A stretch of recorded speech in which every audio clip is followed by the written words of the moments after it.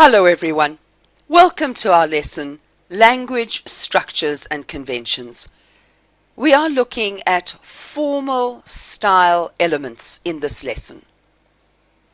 Style refers to the way in which a text has been written or expressed through use of language. When do we use a formal style?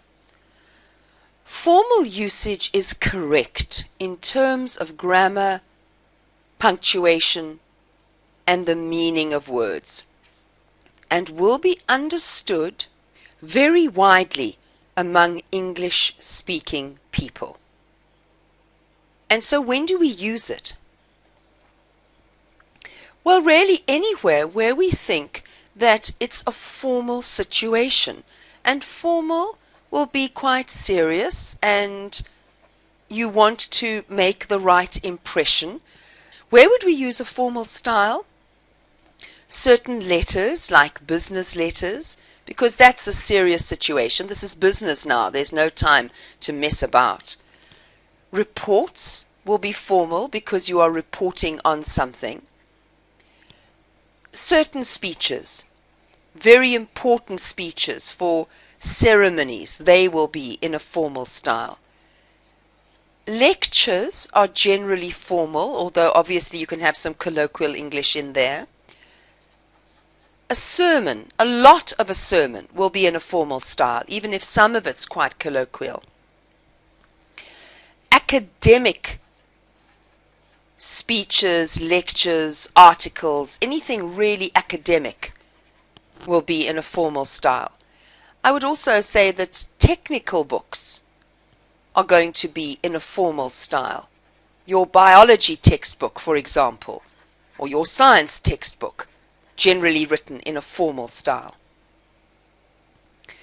So anything that you feel is a serious or an important occasion, and often also when you are talking to large audiences, because you don't know them as well and you don't have that closeness that you have with a small audience. So business and newspaper articles. Also look at status. If you have one person who is very much more important than another, then very often the person who is not as important will use a formal style. I've used the example before. You don't say, "How's that?" to the principal. Why not? Because the principal has a very important status in your school, and so you use a more formal style when talking to her.